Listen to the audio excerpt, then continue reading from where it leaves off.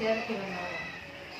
Di sini saya mendapat tugas untuk aksi nyata untuk menyampaikan hasil dari materi, untuk menyampaikan ilmu yang sudah saya dapat kepada teman-teman semuanya. Semoga bermanfaat untuk pelajarannya. Mari kita bisa membaca bersama-sama. Perkenalkan, saya untuk menyampaikan refleksi filosofi belajar Dewantara tentang pendidikan.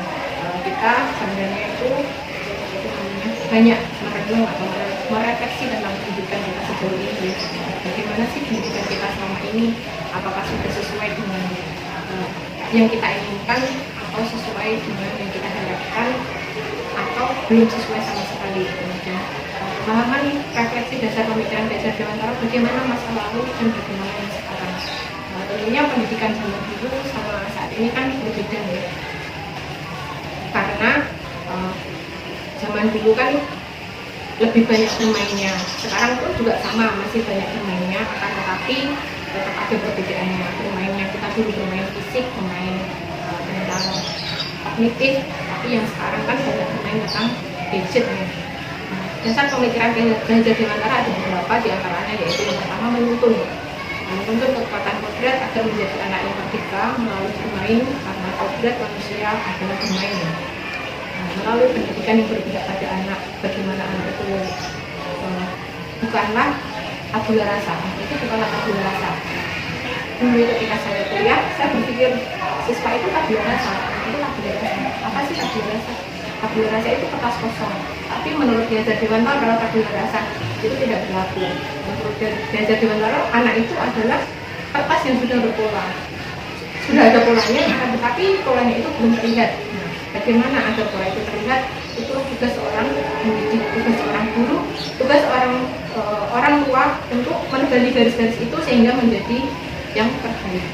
Kemudian menuntun itu maksudnya adalah menuntun segala kekuatan kodrat yang ada pada diri anak. Kodrat apa itu? Kodrat alam dan kodrat zamannya. Anak itu sesuai dengan kodrat alamnya. Alam gimana dia tinggal, misalkan di lingkungan pegunungan, di lingkungan pantai, pastinya beda-beda.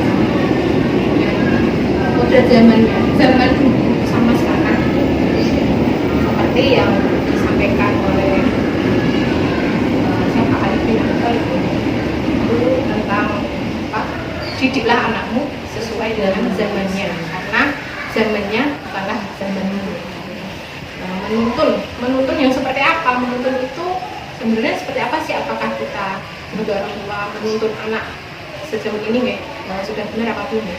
Menuntun itu adalah mendampingi yang seperti apa? Mendampingi anak itu di segala sisinya, mendampingi di depannya, kemudian di sampingnya, kemudian di belakangnya. Kalau penuntun kan biasanya gini, menuntun belok kanan, belok kiri, itu menuntun atau menuntut? Menuntut ya, belok kanan, belok kiri, maju, mundur. Biasanya kan kebanyakan orang tua sekarang, kebanyakan orang tua kan seperti itu ya. Masih egonya itu masih tinggi, otoritasnya masih tinggi. Sejauh ini kita masih merasa memiliki penuh tentang anak kita, tentang peserta didik kita, gitu. Sehingga kita menuntut anak, tidak menuntun anak. Menuntut kebiasaan kita itu mengarahkan maju, mundur, ke kanan, ke kiri, akan tetapi menuntun dalam konteks ini, dalam konteks pendidikan adalah mendampingi anak, mendampingi mencapai kesejahteraan anak. Pasti kita semua punya kenangan ya tentang guru kita masa lalu, mungkin guru SD atau guru SMP atau guru SMA yang masih kita ingat sampai saat ini. Apa sih sebenarnya yang kita ingat? Mungkin ada, guru saya atau Pak Guru itu galak banget sama saya gitu. Terus ada yang guru itu baik banget, sampai sekarang saya masih ingat kata-katanya. Ternyata menjadi motivasi pada diri kita sehingga kita bisa mencapai tujuan kita kan. Mungkin guru yang dulunya sering memberi hukuman ya, itu dia tuh mendampingi kita untuk untuk menuntun kita ke jalan yang benar. Kemudian mereka menuntun kita, memotivasi kita, kemudian memberi pembelajaran yang bermakna. Dari trilogi Dwi Dewantara yaitu ing ngarsa sing tulodo, ing madya ngarsa, tuturi gendeng. Jadi trilogi itu ing ngarsa sing tulodo. Itu apa sih? Kita memberi contoh di depan. Di depan memberi contoh, memberi teladan. Kemudian ing madya ngarsa, di tengah kita menjadi pendamping, menjadi teman berdialog, kemudian menjadi penguat. Tuturi Handayani di belakang memberi motivasi. Seorang guru itu selalu memberi motivasi kepada siswanya untuk bisa berkembang, mendorong, mendampingi itu secara utuh, tidak hanya di depan, tidak hanya di belakang, atau tidak hanya di samping, tapi kita mendampingi secara utuh. Yang mendampingi di depan tadi memberi motivasi, memberi contoh, kemudian mendampingi di sampingnya, di tengahnya itu yaitu menjadi penguat, menjadi teman dialog, kemudian di belakang kita menjadi pendorong, motivator, memotivasi anak. Kemudian menuntun untuk keselamatan. Apa sih keselamatan dan kebahagiaan anak kita? Kemudian keselamatan kebahagiaan anak kita adalah peran, karakter, terus tingkah laku, pendidikan, kemandirian, dan terkadang sering kita lupakan di kesalahan kita sebagai seorang dewasa adalah menuntut prestasi. Itu kesalahan dari kita. Untuk dapat nilai, kemudian untuk menjadi juara, dibandingkan menghargai apa yang pernah kita lakukan dalam tuntunan kita dalam belajar, mengembangkan diri, kemudian yang sebagainya. Nah, kebanyakan dari orang tua kan prestasi itu yang utama itu sebenarnya kesalahan besar kita, karena prestasi itu bukan yang utama. Prestasi itu akan mengikuti ketika anak itu sudah terarah dengan baik. Kemudian kodrat anak yang kedua adalah merdeka. Apa sih merdeka itu? Apakah anak itu bebas untuk melakukan apa saja? Kemudian kita tidak memberikan batasan-batasan. Apa sih yang kita pahami tentang merdeka?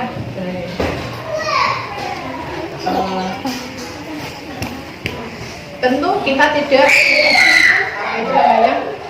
merdeka itu memberi kesempatan kepada anak untuk mengungkapkan pendapatnya. Keberanian anak itu untuk mengungkapkan pendapatnya, menyampaikan, kemudian memilih dan memutuskan. Itulah yang dikatakan merdeka. Sudahkah kita memberi kepercayaan kepada anak kita, kepada anak kita sejauh ini? Sudah ya? Memberi kepercayaan kepada anak kita, biarkan dia memilih sendiri jalannya. Kita hanya menuntun, mengarahkan, tapi tidak apa sih tujuan mereka ke sekolah sebenarnya? Apakah dia dipaksa oleh orang tuanya, atau keinginannya dia sendiri untuk kebanyakan dari kita kan memaksa dia sekolah, biar pinter, kemudian boleh gak sekolah, nggak susah mendapatkan kerja dan sebagainya. Mari kita merefleksi diri kita, merenungi diri kita, sebenarnya apa sih yang harus kita lakukan kepada anak kita, apakah itu sudah benar atau masih perlu perbaikan.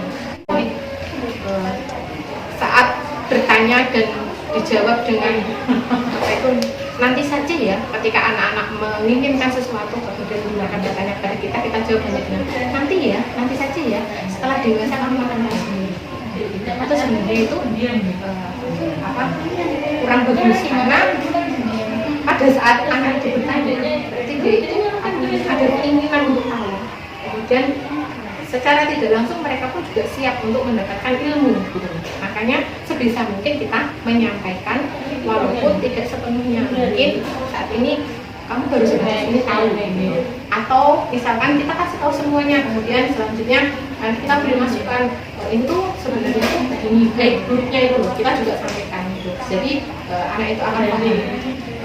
Pada saat anak antusias bertanya kemudian kita hanya menjawab nanti saja ya, apa sih yang kita rasakan pada saat kita dulu mungkin bertanya kepada orang tua kemudian nanti saja ya, kamu belum dewasa, rasanya gimana Bu? Pasti kan kecewa, kemudian penasaran. Kita ibarat seperti balon yang sudah menggelembung kemudian kempes. Iya nggak? Kita merasakan hal seperti itu gitu. Itulah masa kanak-kanak kita. Sedangkan kita sebagai orang dewasa itu mempunyai pengalaman masa kanak-kanak, jadi kita tidak bisa menuntut anak untuk dewasa, tetapi orang tua bisa berlaku seperti anak-anak karena kita sudah melewati masa itu. Ketika anak-anak kan belum melewati masa dewasa gitu. Makanya yang benar kan sebagai orang tua kita harus mengimbangi ya, karena kita sudah melewati masa kanak-kanak dan kita sudah melewati masa dewasa, sedangkan anak-anak baru sebatas masa kanak-kanak, belum ke masa dewasanya. Anak belum punya pengalaman orang dewasa, siapa sebenarnya harus memasuki dunianya, apakah kita atau anak kita? Kitalah yang harus memasuki dunia anak, bukan anak yang memasuki dunia dewasa. Kita selalu memaksakan kehendak anak harus ini, harus itu, kemudian apakah anak punya potensi dalam hal apakah kita berpikir apakah anak itu punya potensi dalam hal itu? Kita pernah sempat berpikir nggak seperti itu dalam ada saat kita menginginkan anakku harus seperti ini gitu. Kadang kan kita tidak berpikir ya, yang penting aku ingin anakku beda dari aku. Tapi kita sebagai orang tua itu juga harus memperhatikan terlebih dahulu apakah dia punya potensi untuk melakukan hal itu. Kemudian ketika anak mempunyai potensi, tugas orang tua hanya memotivasi, kemudian memfasilitasi. Seperti itu. Manusia merdeka adalah manusia yang hidupnya, lahir dan batinnya tidak tergantung kepada orang tua atau tergantung pada orang lain, akan tetapi bersandar atas kehendak dirinya sendiri. Itulah yang dikatakan merdeka. Jadi dia bebas untuk menyampaikan pendapat, dia bebas untuk bertanya, untuk memilih, untuk memutuskan mana yang baik untuk dia, mana yang tidak baik untuk dia. Tugas orang tua hanya menuntun, memberitahu mana yang benar dan mana yang kurang. Selanjutnya, bagaimana cara kita memerdekakan anak? Yaitu dorong kemandiriannya sehingga muncul dari dalam diri anak itu. Misalkan kita mengajarkan kamu harus sopan, sopan yang seperti apa, kita pun harus memberi contoh. Dengan kita memberi contoh itu akan lebih baik daripada kita menuntut anak. Kamu tuh harus sopan itu seperti ini. Contoh itulah yang terbaik, sehingga tanpa kita menyuruh anak itu ternyata sudah melakukan hal yang kita inginkan. Dorong kepercayaan diri, dorong kepercayaan pada diri anak sehingga muncul karakter peran anak sehingga mereka tahu sebuah akibat dari sikap atau perbuatannya. Jadi anak tahu sebab akibatnya, misalkan dia melakukan ini dia akan mendapatkan ini, kemudian ketika dia melakukan itu akan mendapatkan proses pendidikan, yaitu memanusiakan manusia dengan memberikan ruang kepada mereka sehingga anak bisa menghargai diri dan orang lain. Sehingga sopan santun itu bukan tuntunan, akan tetapi pembiasaan, karena kita selalu memberikan contoh-contoh dan itu menjadi kebiasaan baik. Dan yang ketiga adalah bermain. Bermain adalah kodrat anak dan kodrat kita sebagai manusia. Siapa sih yang nggak suka bermain? Saya sekarang sampai saat ini masih suka bermain. Semua orang rata-rata suka bermain karena memang kodratnya manusia itu adalah bermain. Apa yang kita rasakan saat kita bermain? Apa sih yang kita rasakan? Senang, ya kan? Senang, bahagia. Apalagi kita bisa misalkan menyelesaikan suatu game. Itu kan rasanya kan wow, bahagia sekali ya. Dengan strategi yang kita lakukan. Bermain tidak hanya metode, tetapi bisa dimulai dengan rasa penasaran. Penasaran banget sih, aku pengen menyelesaikan ini, bagaimana caranya? Nah, itulah proses berpikir kita ya. Kemudian kecintaan kita kepada hal itu, sehingga kita menjadi bagian dari pembelajaran itu. Makanya tugas kita sebagai seorang guru itu menciptakan permainan pembelajaran dengan permainan, sehingga anak-anak sangat mudah sekali untuk memahaminya. Hindari tugas-tugas yang sangat banyak, tapi buatlah kegiatan yang semenarik mungkin dengan permainan, karena dengan bermain itu biasanya anak lebih mudah mengingat. Aku ini dengan ini kan senang ya anak-anak itu ya, aku bermain ini kemudian aku bisa menyelesaikan ini. Nah itu proses berpikirnya anak ya, sehingga bermain itu menjadi lebih bermakna dan menimbulkan cipta rasa karya dan seperti itu pikiran, perasaan, kemauan dan lain-lain. Misalkan dengan bermain congklak atau gobak-gobak ya kalau untuk anak TK, anak PAUD ya, dan nada dan lain-lain itu tentang bagaimana kita bertahan. Gobak-gobak itu kan bagaimana kita bertahan. Bagaimana sih aku bisa bertahan? Aku nggak terkantok kan seperti itu kan. Nah itu kan bukan strategi strategi. Kemudian berkolaborasi, bermain bersama. Dan selanjutnya pendidikan yang berpihak pada anak itu bebas dari segala ikatan.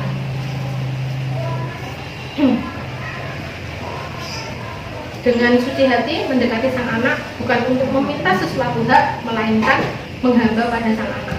Bagaimana kita sebagai seorang pendidik berupaya memenuhi kebutuhan anak, kemudian pengalaman-pengalaman anak itu yang sangat dekat dengan anak. Bagaimana caranya? Dalam hal ini mengembangkan kepada anak itu tidak memenuhi semua kemauan anak, akan tetapi kita mendekati siswa kita, mendekati anak kita, mendekati diri kita bukan untuk meminta sesuatu hak, akan tetapi untuk memenuhi kebutuhan belajarnya mereka, kebutuhan belajar mereka. Aku harus ngajari kamu harus pintar. Tugas kita memang memberi pembelajaran kepada anak, tapi kita tidak boleh mengharapkan imbal balik seperti kamu itu harus pintar, kamu harus bisa, karena karakter anak itu berbeda, tidak sama ya. Dan setiap anak itu unik, jadi kebutuhan mereka berbeda-beda. Mungkin kita pernah nih menemui anak yang sulit sekali dalam menghafalkan sesuatu, kemudian dalam memahami sesuatu. Kemudian kita sebagai orang tua itu seringkali memperlakukan anak atau merespon anak itu, yang pertama itu marah kepada anak. Kan aku sudah ngajarin kamu, sudah berkali-kali, kenapa kamu nggak bisa? Kenapa kamu nggak paham? Gemes kan? Itu biasanya refleksnya kita sebagai orang tua itu melakukan hal itu pada waktu itu. Kemudian menanyakan dan kenapa kita tidak menanyakan kepada anak, apa sih kesulitan kamu? Kemudian kita mencari solusi bersama. Bagaimana sih cara kamu belajar? Itulah yang harus dilakukan orang tua ya. Kemudian yang kedua itu jika kita ingin berubah itu harus ada kemauan dan tidak semudah membalikkan telapak tangan. Jadi ketika kita menginginkan anak itu berubah, itu harus ada kemauan dalam diri anak untuk berubah. Ketika tidak ada kemauan dalam diri anak untuk berubah, kita sebagai orang tua pasti mengutuk, aku harus berubah karena itu tidak baik untuk kamu yang misalkan seperti itu. Apa sih tujuan kita mengajar sesungguhnya? Tujuan kita mengajar selama ini itu apa sih tujuan kita? Bukankah kita mengajarkan untuk kesejahteraan kepada siswa kita, untuk masa depan siswa kita, atau kita mengajar untuk membuat berpikir kesejahteraan kepada diri kita, misalkan biar manusiawi ya, ketika kita mengajar itu untuk mendapatkan hasil, kemudian mendapatkan apa itu namanya kayak apa ya, sanjungan seperti itu. Apa sih tujuan kita mengajar sejauh ini? Apakah seperti itu? Ya itu manusiawi kita, tapi selama kita berpihak kepada anak, kita akan melayani anak yang kita didik, bukan menuntut anak yang kita didik. Bukan tabula rasa, anak bukan kertas kosong yang bisa digambar sesuai keinginan orang dewasa. Anak lahir dengan kodratnya, kertas yang masih samar-samar. Tujuan dari pendidikan adalah menuntun dan memfasilitasi anak untuk menegakkan diri samar-samar itu, kemudian menjadi manusia seutuhnya. Kita sebagai guru, sebagai orang tua tidak berhak menyetir anak. Kamu harus duduk ke kanan, kamu harus duduk ke kiri, kamu harus begini, kamu harus begitu. Tidak. Prestasi adalah dampak, bukan tujuan dari pendidikan. Prestasi itu dampak. Jadi ketika anak itu tahu tujuan mereka untuk belajar itu apa, maka prestasi akan mengikuti. Padahal sejauh ini prestasi itu yang Ya, kemudian apa namanya, belajar dewantara itu mengajarkan kepada kita, mengajak kita ya, sebagai orang dewasa untuk melepaskan ego kita, melepaskan ego menuntut kita, melepaskan ego kita sebagai orang tua yang otoriter. Kemudian yang selanjutnya, kita itu ibarat petani.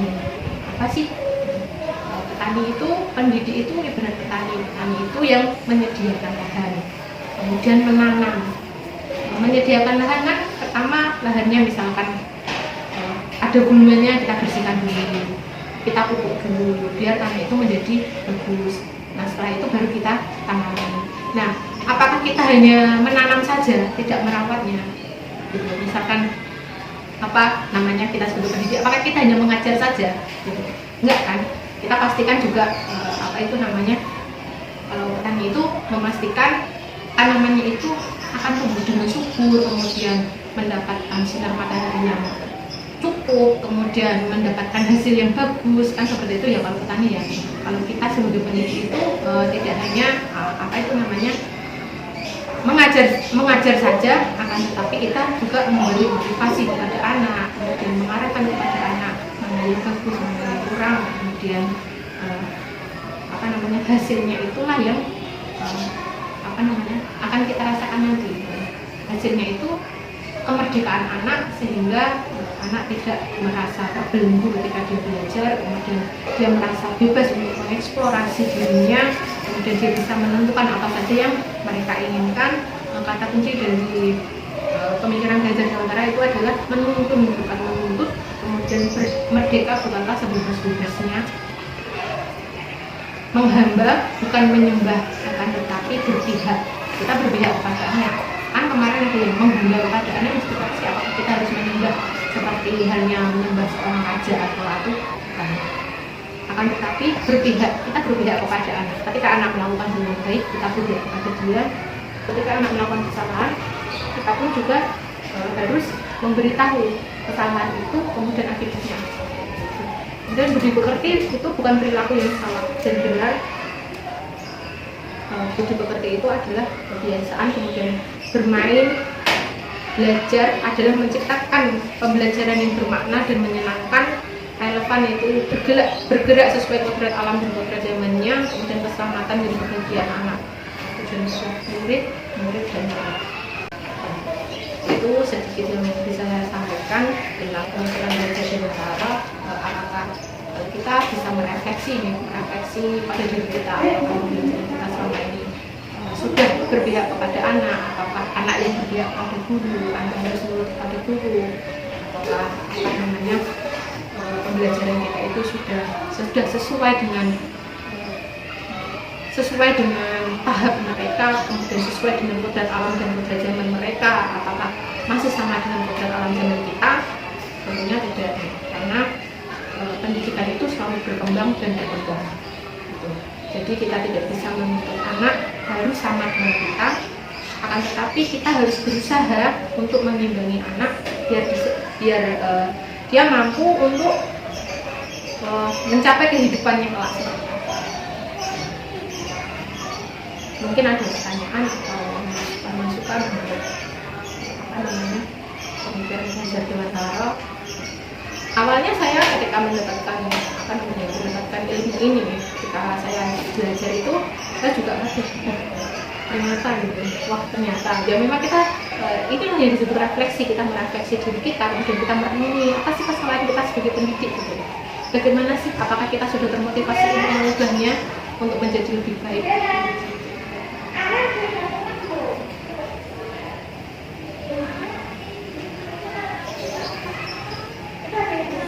Kalau untuk itu pengertian anak lahir itu kertas polos, tidak ada apa-apanya, itu berarti salah ya selama ini. Tapi kenapa itu pas sekolah kok dikasih tahu kayak gitu? Ya, ketika dulu saya kuliah itu pun juga sama. Ya, anak itu ibarat kertas kosong, gitu kan? Kertas kosong putih bersih. Iya, anak itu putih bersih. Nah, apakah kita sebagai orang tua harus yang bertugas untuk mewarnai anak, gitu kan? Berarti kan ketika kita bertugas mewarnai anak, itu sedikit banyak kita menuntut anak untuk mengikuti warna kita, ya. Nah itu. Tapi ketika anak itu sudah berpola, yang memang dari sana dari kodratnya itu ya sudah berpola, kita sebagai orang tua itu hanya menuntun. Kalau mau warnai, aku mau warna biru ke anak saya, berarti kan kita menuntut anak untuk biru, kan seperti itu. Dan ketika terlalu banyak warna, banyak orang bisa kan jadi hitam, ya kan? Ketika semua warna dicampur jadi satu, jadilah hitam. Ya dulu anak itu ibarat gelas kosong, gitu kan? Jadi kita tugas orang tua itu mengisi kan seperti itu ya, mengisi, memberi masukan. Mungkin yang lainnya.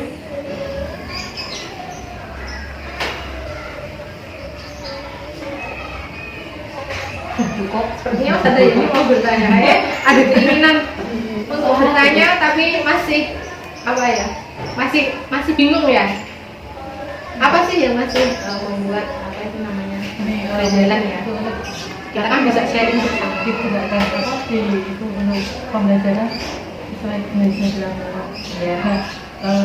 Apa ada kaitannya dengan pendidikan karakter yang sering kita gaung-gaungkan sama ini? Iya sama. Cuman pendidikan karakter menurut Ganjar Dewantara itu kan dari pembiasaan, bukan dari tuntutan. Kita lebih mudah membiasakan anak daripada menyuruh anak, ya kan? Kalau menyuruh kan biasanya kan anak-anak aku nggak mau, aku nggak suka. Tapi ketika kita apa namanya membiasakan, kita terbiasa dengan diri kita dulu. Ketika kita mengharapkan anak itu baik, kita harus baik terlebih dahulu. Kita nggak bisa mengharapkan anak baik tapi kita nggak bisa. Itu kan sama halnya apa ya? Untuk Ya, pasal itu tadi. Jadi kita mengharapkan anak-anak kita menjadi baik, tapi kitanya tidak berubah, anak itu pasti akan berubah pada akhirnya. Gitu loh. Orang misalkan di rumah, misalkan orang tua mengharapkan anaknya, mau ibu aja nggak sholat misalkan, kok nyuruh aku sholat, kan seperti itu ya. Kemudian ketika apa itu namanya, cepet sholat, gitu. Matikan dulu TV-nya, tapi orang tuanya sambil lalu. Mungkin orang tuanya masih sibuk apa, gitu kan. Ketika kita menyuruh anak untuk sholat, kita harus siap dulu. Kita sudah pakai mukena, kalau perempuan ya. Kalau laki-laki juga sudah siap dulu dengan sarung, dengan bajunya.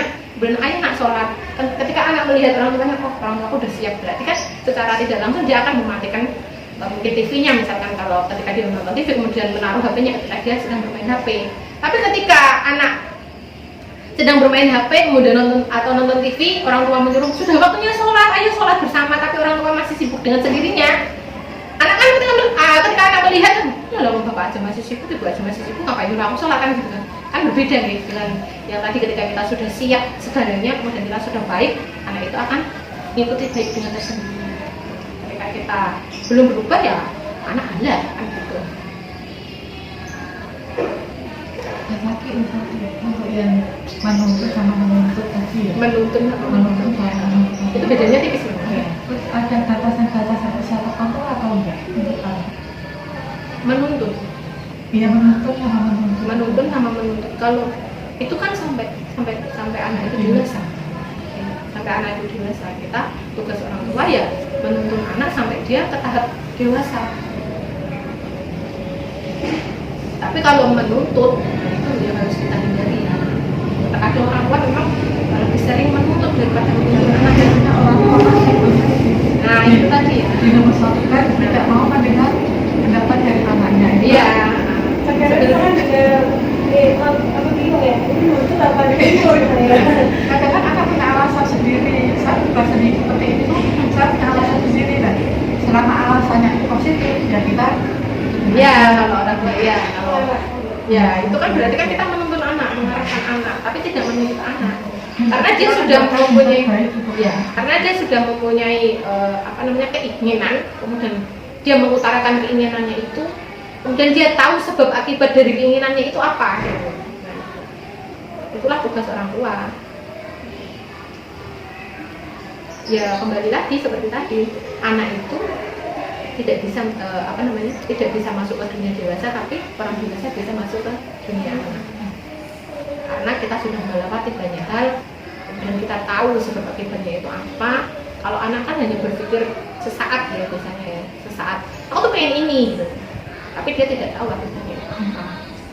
Nah tugas orang tua itu memberitahu, ini loh kalau kamu seperti ini itu akibatnya itu seperti ini, kamu mau nggak seperti ini gitu.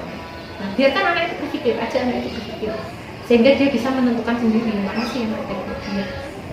Bukan kita yang menentukan, tapi anak sendiri yang menentukan kebaikan untuk dirinya sendiri.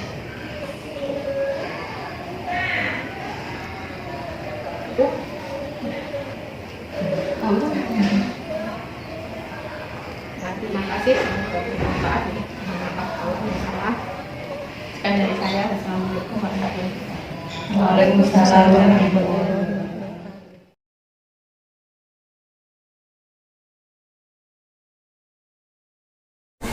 Assalamualaikum warahmatullahi wabarakatuh. Waalaikumsalam warahmatullahi wabarakatuh. Terima kasih untuk kesempatannya.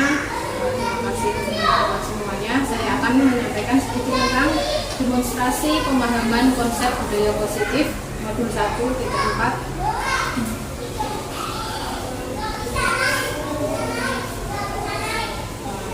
Kita ambil contoh perbandingannya dengan hidup tumbuh-tumbuhan.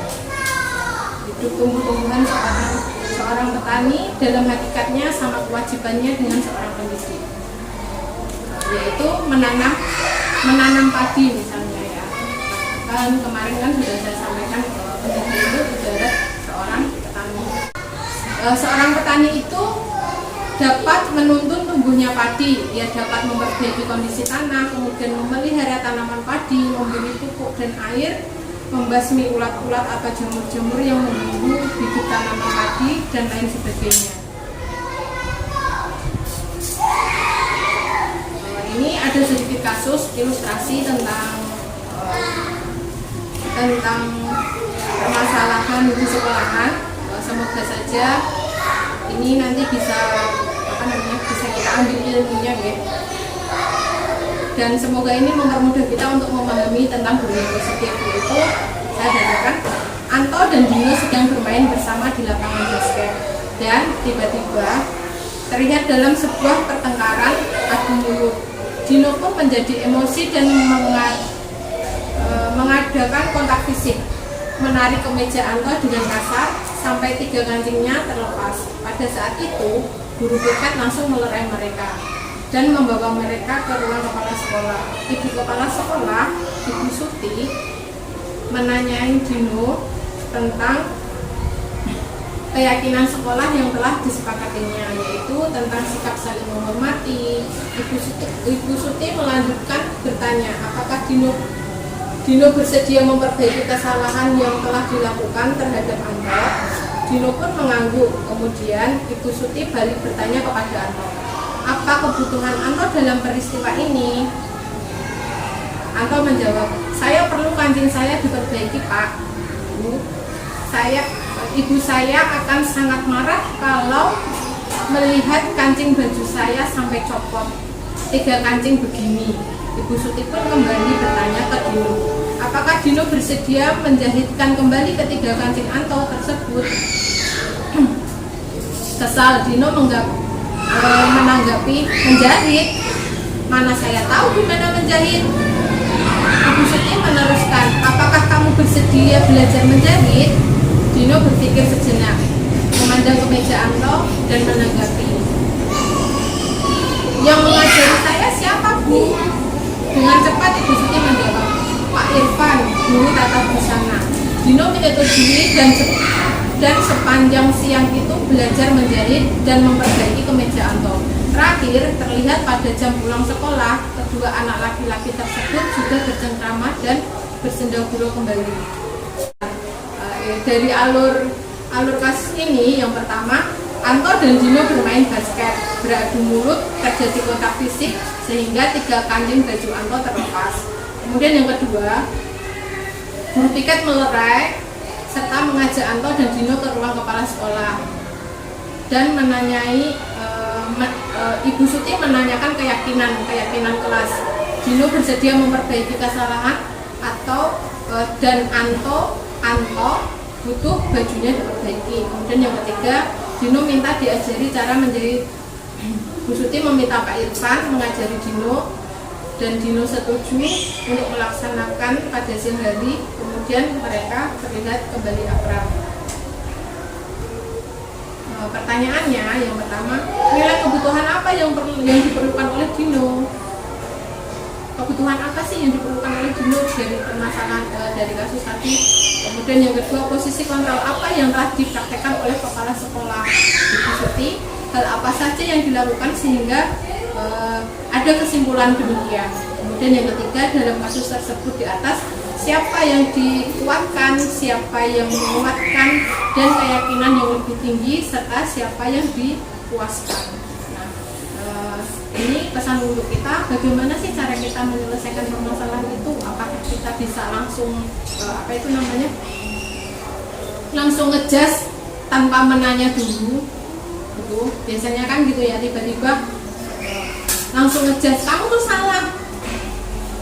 Tapi kita tidak menanya dulu, kamu melakukan itu karena apa? Kan biasanya kan seharusnya kita ketika menyelesaikan permasalahan kita harus menanya dulu ya, yang bersalah dan yang intinya korban sama pelaku kan gitu ya. Kita menanya dulu, dua-duanya ditanya, kemudian ditanya kesepakatannya apa. Kalau kamu melakukan misalkan kan di kelas ini tidak boleh berantem kan gitu. Nah tiba-tiba ada yang berantem, kemudian kita kembalikan lagi kesepakatannya di kelas tadi apa, tidak boleh berantem. Nah kalau berantem apa akibatnya?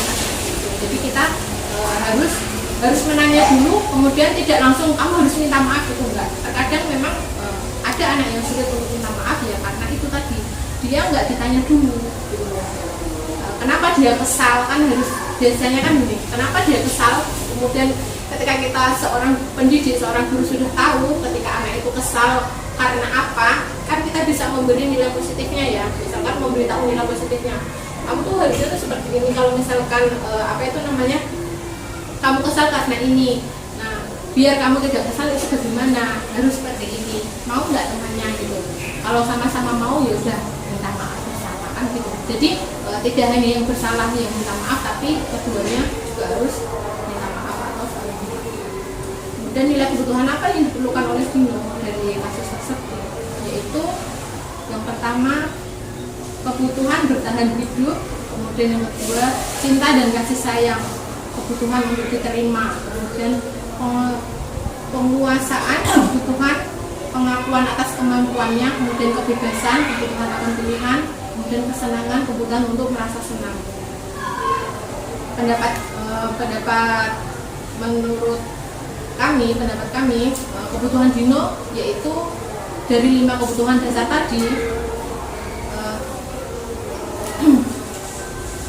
Dino berusaha memenuhi kebutuhan dasar penguasaan, pengakuan atas kemampuannya, yaitu penjelasannya memang tidak diketahui mengapa Anto dan Dino bertengkar, namun dalam pertengkaran sudah tentu kedua pihak ingin menang satu sama lain, sehingga Dino merupakan salah satu pihak yang ingin disebut sebagai pemenang. Dalam memperbaiki kesalahan, Dino juga mencoba belajar, yaitu belajar cara menjahit dari Pak Irfan, sehingga hal tersebut juga menjadi indikator Dino untuk mencoba memenuhi kebutuhan hidupnya, yaitu mencapai kompetensi, yaitu menjahit untuk memperbaiki pakaian Anto. Kemudian posisi kontrol apa yang telah dipraktekkan oleh kepala sekolah? Kepala sekolah itu kan sebagai penengah ya. Hal apa saja yang dilakukan sehingga dapat ditarik kesimpulan? Untuk posisi kontrol itu ada 5, yaitu sebagai penghukum, kemudian sebagai pembuat orang merasa bersalah, kemudian yang ketiga sebagai teman, kemudian yang keempat sebagai monitor atau pemantau, dan yang kelima itu sebagai manajer, sebagai penghukum. Apa sih itu penghukum? Ada kan dengan kata-kata saja ya, misalkan sebagai penghukum. Jadi itu kayak langsung menjatuhkan gitu, kayak memberi kata-katanya itu seperti langsung memberi hukuman gitu. Kan kamu bersalah. Kan gitu. Itu apa yang sudah kamu lakukan? Kamu melakukan itu kesalahan. Jadi itu sebagai penghukum. Kemudian membuat orang merasa bersalah. Kamu sudah melakukan kesalahan, harusnya kamu tahu itu salah. Itu kan kayak memberitahu dan membuat orang itu merasa bersalah. Kemudian sebagai teman, kamu melakukan itu untuk apa? Kenapa kamu melakukan itu? Kan gitu. Itu sudah beda ya. Sudah bisa menangkap nggak dari kata-kata yang tadi sebagai penghukum, kemudian sebagai membuat orang merasa bersalah, kemudian sebagai teman. Sudah ada perbedaannya enggak dari intonasi? Maksudnya dari intonasi tadi. Cukup ya, cukup ada perbedaannya. Kemudian sebagai pemantau, kamu tadi kenapa? Kan gitu kan, kita tanya dulu, kamu kenapa melakukan itu? Kan gitu kan, tadi dari kejauhan kan gitu kan, saya melihat kamu seperti ini, kamu kenapa? Gitu kan, itu kan sebagai pemantau. Kemudian sebagai manajer itu sebagai pemimpin. Kalau kemarin sih saya enggak itu ya. Kemarin saya juga suruh praktek itu, terus saya bilang maaf bunda, saya ngajar di PAUD, jadi kalau untuk marah kayaknya agak susah lah gitu. Oh iya, ya udah, terus akhirnya diganti yang lainnya. Ya memang susah ya, walaupun kita sebenarnya tuh hanya mengubah intonasi. Walaupun kata-katanya sama, kita tuh hanya mengubah intonasi, tapi hasilnya berbeda. Nah itulah tugas dari yang satu tadi ya, posisi kontrol. Berarti itu nggak hanya kepala sekolah, tapi untuk kita semua juga. Ketika menghadapi masalah, kita harus tahu posisi kontrol kita tuh sebagai apa gitu. Apakah kita sebagai penghukum? Apakah kita sebagai orang yang selalu membuat anak itu merasa bersalah? Kemudian apakah kita sebagai teman untuk menyelesaikan permasalahan itu? Apakah kita sebagai pemantau atau kita sebagai manajer? Nah, dari kasus tadi, posisi kontrol Bu Suti dari kasus tadi ya, untuk menyelesaikan permasalahan tadi, posisi kontrolnya yaitu dia di posisi kontrol yang kelima. Apa posisi kontrol yang kelima? Yaitu sebagai manajer. Kemudian ciri-ciri posisi kontrol manajer itu apa sih? Ciri-ciri posisi kontrol manajer itu berbuat sesuatu bersama murid, berkolaborasi, kemudian mempersilahkan murid untuk mempertanggungjawabkan, untuk memberi pilihan, biarkan dia mempertanggungjawabkan kesalahannya itu tadi, memberikan pilihan, kemudian dia bisa mempertanggungjawabkannya dan akhirnya sama-sama merasa puas, sama-sama tidak merasa disalahkan, kemudian semuanya terselesaikan dengan baik. Nah, jadi karena apa? Dari tadi kan di posisi Bu Siti itu kan dia menanya, apakah kamu mau melakukan, kan gitu kan? Apakah kamu mau memperbaiki bajunya? Kemudian ketika dia dijawab mau, saya harus belajar sama siapa? Kemudian dia memberi solusi, kamu belajar sama Pak ini karena dia guru tata busana. Apakah kamu mau melakukannya? Mau. Nah, berarti dia sebagai manajer, dia sebagai seorang pemimpin. Kemudian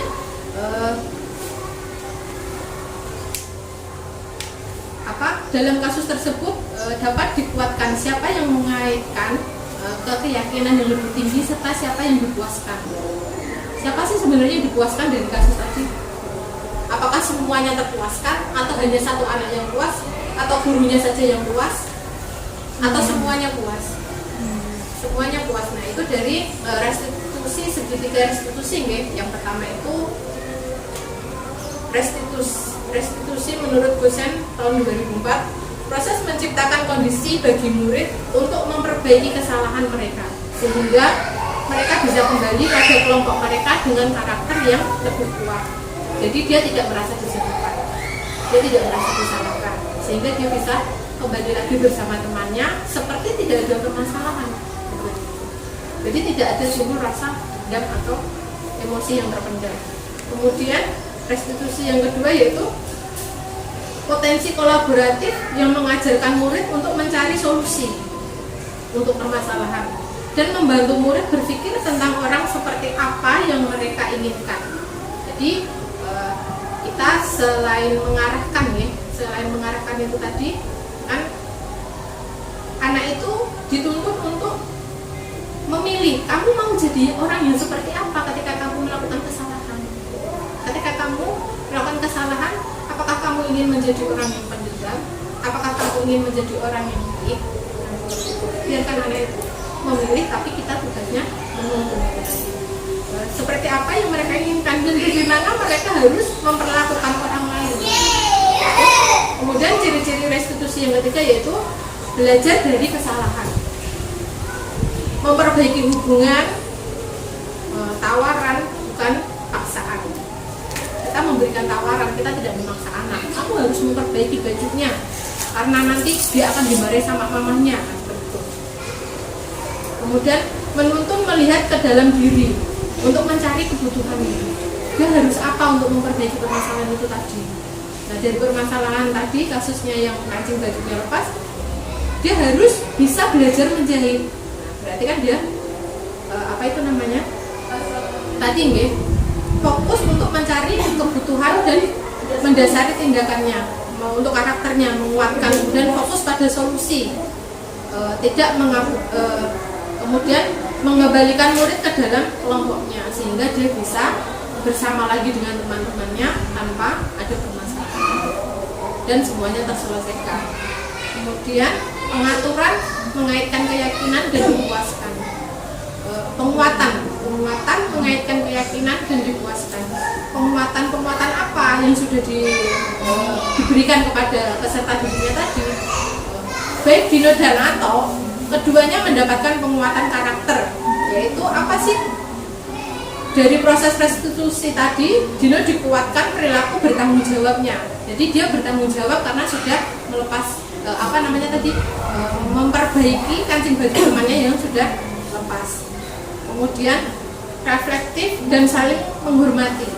Begitu juga Anto, dia memberikan kesempatan kepada Dino untuk memperbaiki bajunya, kemudian mengembalikan harga dirinya biar dia tidak tidak dimarahi, kemudian tidak diolok-olok temannya, dan mengaitkan keyakinan, yaitu Ibu Suti berpihak. Ibu Suti adalah pihak yang mengaitkan keyakinan yang lebih tinggi. Beliau menguatkan perilaku bersikap positif kepada semuanya, kepada guru piket, kemudian kepada peserta didiknya, untuk apa? Menghormati orang lain dan barang yang dimilikinya, serta menjadi diri yang lebih baik dengan keyakinan sekolah, yaitu sikap saling menghormati. Jadi sesama teman, kemudian antara siswa dan guru, jadi saling menghormati. Kemudian siapa yang dipuaskan? Semua pihak. Semua pihak dapat dipuaskan karena semua mendapat keuntungan sesuai dengan prinsip teori kontrol, yaitu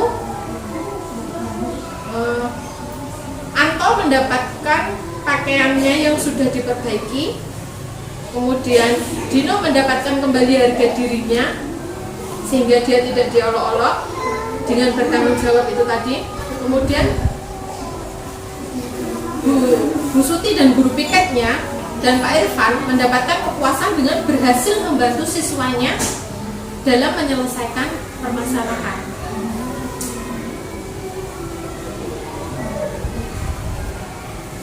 Untuk kesimpulannya, setiap pendidik itu harus bijak dalam menciptakan budaya positif di dalam kelas atau di sekolah. Itu bagaimana kita sebagai seorang guru dalam menyelesaikan permasalahan. Jadi kita harus bijak, tidak langsung sepihak, kemudian atau tidak dengan egonya kita. Jadi kita harus bijaksana dalam menyelesaikan permasalahan. Nah, itu kita usahakan untuk tercipta pada diri kita, kemudian kita laksanakan setiap hari sehingga menimbulkan budaya positif di lingkungan kita. Karena budaya positif itu tidak bisa berkembang dengan sendirinya. Budaya positif itu berkembang dari lingkungan yang positif, kemudian rekan yang positif, itu akan menciptakan hidup budaya positif yang lebih baik dan lebih luas, termasuk dalam menumbuh kembangkan karakter disiplin dalam diri siswanya. Kemudian dengan memahami konsep kebutuhan dasar manusia, yaitu menempatkan diri pada posisi kontrol yang tepat, maka kita akan menjadi orang yang tepat dalam menyelesaikan permasalahan. Ketika kita salah mengambil posisi kontrol kita, misalkan ada permasalahan, kita salah mengambil posisi kontrol kita sebagai yang tadi ya, ada sebagai penghukum, kemudian sebagai teman, kemudian sebagai membuat orang yang selalu merasa bersalah. Ketika kita dihadapkan permasalahan sehingga kemudian kita bisa memposisikan diri kita kepada posisi kontrol yang tepat, maka permasalahan itu pun akan terselesaikan dengan baik dan semua akan terpuaskan tanpa ada salah satu yang merasa dijatuhkan atau tidak puas. Gitu. Terkadang permasalahan selesai, tapi kan ada yang nggak puas gitu, sehingga menimbulkan apa? Dendam. Itu ya. Walaupun pada anak-anak juga itu juga sama. Jadi kalau anak-anak itu memang dari berarti kalau untuk anak PAUD ya sepenuhnya itu jatuh ke pendidik ya, pendidik gitu. Kalau untuk yang anak usia SD kemudian SMP, SMA itu kan sudah bisa ditanya, dia kan sudah bisa menanya, kemudian dia sudah bisa berlogika, kemudian dia bisa berargumen sehingga timbul pertanyaan apa itu namanya umpan balik ya, dan kita bisa memberikan solusi. Tapi kalau untuk anak PAUD kan terkadang ketika dia ditanya dia diam aja, nggak ada umpan baliknya kan, sehingga kita kadang menyalahkan satu, ternyata yang apa namanya yang kita bela itu ternyata juga bersalah kan. Taunya kan biasanya kan kalau sudah berjalan nanti dia masih dendam, kenapa sih kamu masih dendam? Tadi kita baru menanya, kamu tadi kenapa sih gitu? Kenapa kamu melakukan itu? Tadi oh berarti dua-duanya mungkin yang kita bela yang awalnya tadi salah, akhirnya kita apa namanya ya, bukan kita jatuhkan ya, tapi kita buat dia mengakui kesalahannya gitu, sehingga dia juga mau minta maaf ya. Kebutuhan dasar manusia itu menempatkan diri pada posisi kontrol pribadi ya yang tepat, serta menerapkan restitusi untuk mencari solusi setiap permasalahan yang terjadi. Maka dimungkinkan tercipta lingkungan belajar yang nyaman dan budaya positif yang mendukung terciptanya merdeka belajar, serta terciptanya profil pelajar Pancasila. Jadi kita tidak bisa mengejas, tapi kita menanya dulu, menyelesaikan permasalahan itu tidak bisa terhindari. Kita pun tidak bisa menyelesaikan sendiri, kita juga akan harus minta tolong orang. Sekian, terima kasih, semoga bermanfaat. Semoga presentasi yang singkat ini bisa membuka pikiran kita untuk tidak terburu-buru dalam menyelesaikan permasalahan, dan kita bisa lebih sedikit lebih tenang dalam menghadapi permasalahan, sehingga kita bisa memuaskan semua dan tidak ada yang terjadi. Sekian, wassalamualaikum warahmatullahi wabarakatuh. Waalaikumsalam.